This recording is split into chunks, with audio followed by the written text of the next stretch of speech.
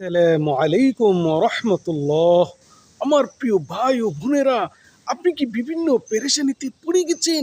আপনি কি রিজিকের অভাবে অতিষ্ঠ হয়ে গেছেন? কোনোভাবেই সংসারের অশান্তি দূর হয় না, বিপদ চতুর্দিক থেকে আপনাকে কি গ্রাস করে ফেলেছে? তাহলে আজকের এই ছোট্ট ভিডিওটি আপনার জন্যই। আজ আমি আপনাকে শোনাবো এমন একটি ছোট্ট এবং কার্যকরী দোয়া। এই দোয়াটি যদি আপনি শুনেন, ইনশাল্লাহ আল্লাহ রব্বুল আলমিনের রহমতে অল্প সময়ের মধ্যে আপনার মনের আশাগুলো পূরণ হবে। সুবহানাল্লাহ।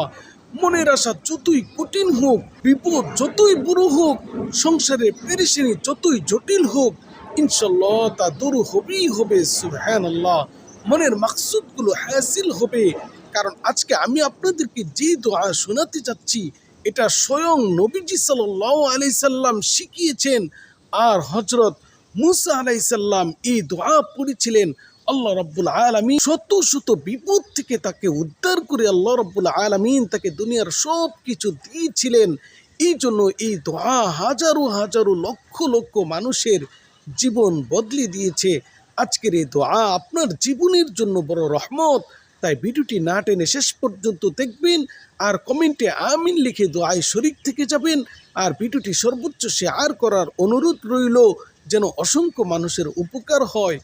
আমার প্রিয় দিনী ভাই বোনেরা, এই দোয়া পড়ার আগে সর্বপ্রথম শর্ত হলো বিশ্বাস এবং ইয়াকিন। আপনাকে এই দোয়ার প্রতি বিশ্বাস রাখতে হবে। কারণ যে দোয়া হযরত মুসা আলাইসাল্লাম কোনো কিছুই ছিল না, আল্লাহর কাছে যখন এই দোয়া পড়েছিলেন, আল্লাহ সব কিছু দিয়েছিলেন। অতএব এই দোয়ার প্রতি আপনার থাকতে হবে নবীদের মতো বিশ্বাস। নবীরা যেমন আল্লাহর প্রতি অসংখ্য ইয়াকিন এবং বিশ্বাস নিয়ে, অটল ইমান নিয়ে দোয়া করেছিলেন, আপনাকে অত্যন্ত বিশ্বাসের সাথে দোয়াটি শুনতে হবে, পড়তে হবে।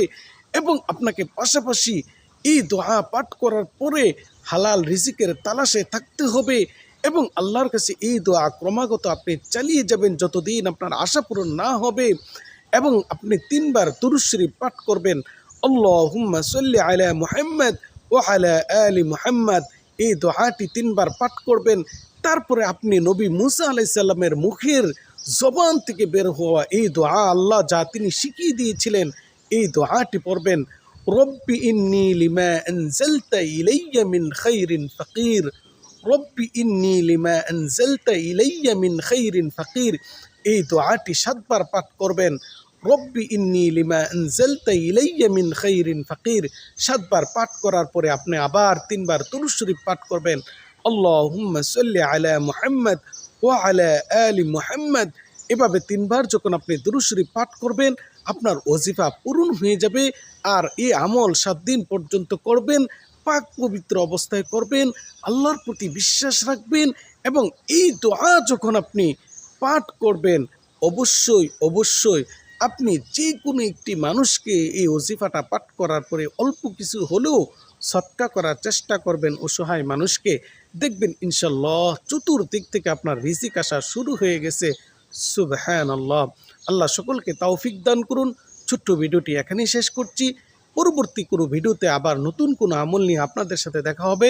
ততক্ষণ পর্যন্ত সুস্থ থাকুন। আল্লাহ হাফেজ।